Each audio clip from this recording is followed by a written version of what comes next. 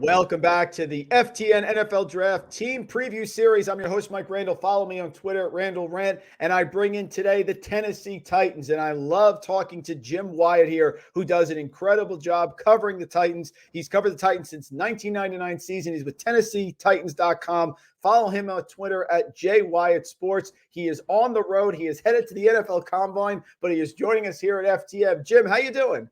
I'm doing great. I appreciate you having me on. Yeah, sorry to get you driving down the road. I think I can do this and pay attention to keep it between the lines, hopefully. Oh, it's fantastic. Listen, and there's a lot to talk about here with the Titans. Let's look back at last season, of course, expectations coming in, how the season went, and we have a lot of changes here with Tennessee, sort of a focal team, one of the more successful teams in the NFL the last few years. Talk about the last season here and how we're looking into 2023. Last season was rough. I mean, ended the season on a 7-game losing streak. Once again, had a bad time with injuries, had trouble scoring points.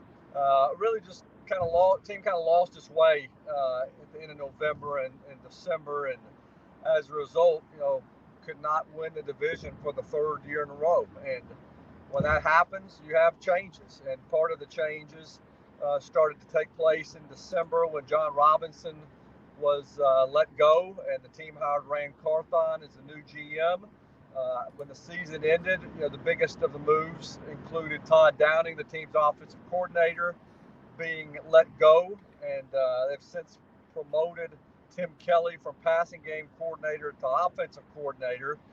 And now, some of the roster purging and salary cap purging has begun, because they had a lot of guys scheduled to make a lot of money in 2023 that didn't produce probably up to their contracts in 2022, and that included Taylor Lewan, that included Zach Cunningham, it included Robert Woods, and it included Randy Bullock. So a lot of movement. That's what happens when you have a 7-10 season, and a lot of uncertainty moving ahead, because this team has a lot of holes to fill. And, now at least has some money to work with in free agency. And then you've got an 11th pick overall in the draft where you can start addressing some of those needs as well. Jim, I had an opportunity to look at your mailbag, the Ask Jim mailbag here. A lot of strong opinions from Titans fans on a lot of these players being let go. I saw you mentioned Randy Bullock in there about how people get different reactions. Talk about the players that were let go. And, of course, I have to ask you the question, Ryan Tannehill, where do you think is going to happen with him as we head here into the summer? Well, the mailbag is definitely, I do that twice a week, and I never have a shortage of questions there.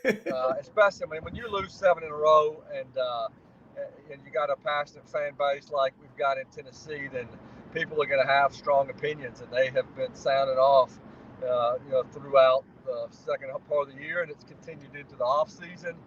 Taylor Lewan was a very popular guy here, and had some really good years. Went to 3 Pro Bowls. Was part of helping change the culture on this team. When he got here, this team was 2-14 and had a 3-13 year in there. And this team all of a sudden became a perennial playoff contender with him on the roster. And Derrick Henry, had some of his best years. Obviously, his best years with Taylor Lewan working on that offensive line. He will be missed. You can't ignore the fact, though, that he's had 2 surgeries on that ACL here in the past couple of years. He only played in 2 games last year. He was supposed to make a lot of money, and I think he knew his time was over in Tennessee, at least on that contract. And I think their team is going to move on there. I know Taylor's kind of expressed some feelings about potentially returning or continuing to play. We'll see what happens with him. But it sounds like a guy that has enjoyed his career, is now really enjoying his off season, and I think you're going to see him really take off with his podcast and other things that he has involved in his life. Zach Cunningham, Titans acquired him off of waivers a couple of years ago. Just didn't really pan out last year. He spent most of his time on IR or sideline with that elbow injury. He was supposed to make too much money. They just weren't going to pay him that. Robert Woods, great guy, veteran leader, but he was asked to probably do too much, and the team didn't do a good enough job of throwing the ball last year. So I'm sure it was a frustrating situation for him. They weren't going to pay him $13.7 million in 2023. So now he's set free. And then Randy Bullock, as you mentioned, Randy had a pretty decent year, but he did miss a kick at the beginning of the season against the Giants that ended up costing him the game. A lot of fans never forgave him for that. He's had some other misses as well. His leg isn't what some of these other kickers are across the league. His accuracy outside of 50 yards is not very good. And when you play football like the Titans do, you're in a lot of games that come down to field goals. And I think the Titans feel like they can do better there. So those are the 4 moves so far. What happens next? I mean, it's a great question, especially with Tannehill, because there's some uncertainty there. He's scheduled to make a lot of money. They drafted Malik Willis last year. I think anybody that watched Malik Willis in 2022 knows he's not ready.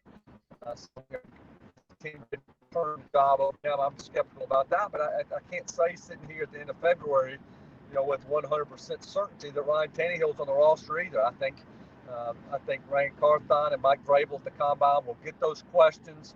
Be interested to see how they answer them, and then kind of be interested to see how things play out here as we go into March. So, Jim, you may be surprised if Ryan Tannehill's on the roster, but it sounds like you also would be surprised if Malik Willis was the starting quarterback in 2023. Yeah, I think the chances of Ryan Tannehill being back as the starter are better than Malik Willis being the team starter in 2023. I'll say that. It's the Tannehill question.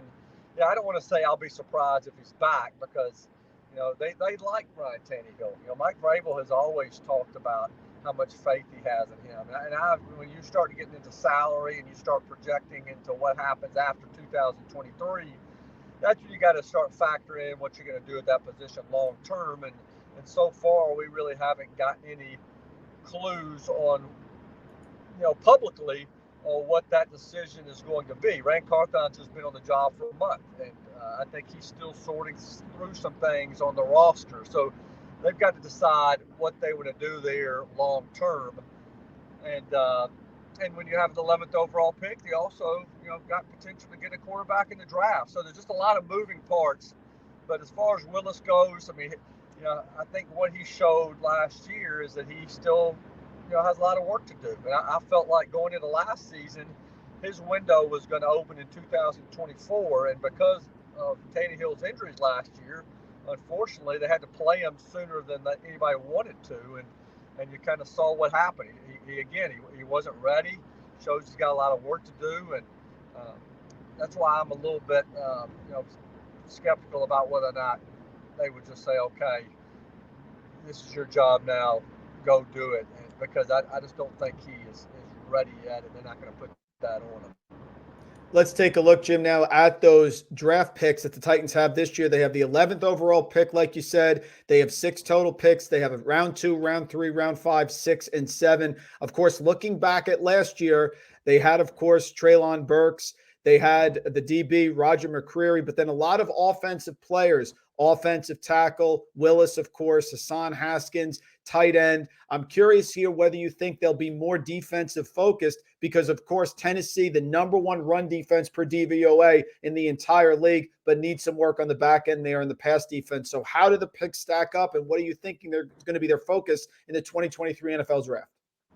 Yeah, and it's hard to say without free agency happening first. That's I always say that I have a lot better idea on what they might do in the draft after I see what they do in free agency. If they go out and address some of these needs with veterans, then maybe it's not as big a need in the draft and you go a different direction.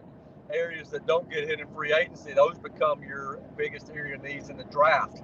Now, look at this team right now, and I see a need for speed. Mike Randle said it himself, and that speed's got to come on offense, especially at the receiver position. So that's got to be hit this year.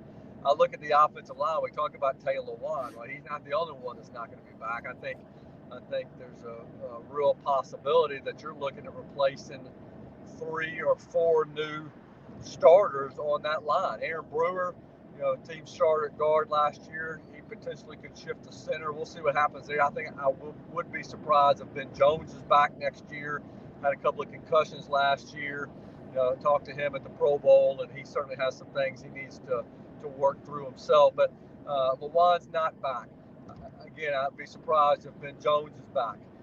Nate Davis, someone whose contract is up. I've said in that mailbag, it got some attention, more attention than I thought it would. I said I would be surprised if he's back, and I stand by that. So that means 3 new starters there. That for sure, Nicholas Petit-Frere, I think is going to end up being a starter at right tackle. I don't foresee him shifting to the left tackle, but again, it's early in the offseason. They got a new O-line coach, new offensive coordinator. I guess anything's on the table when you got transition going on. But right now, only guys I can see back are Brewer and Petit-Frere, and so that leaves you big needs on that O-line. Yes, I think defense is going to be addressed, but just when and how kind of remains to be seen.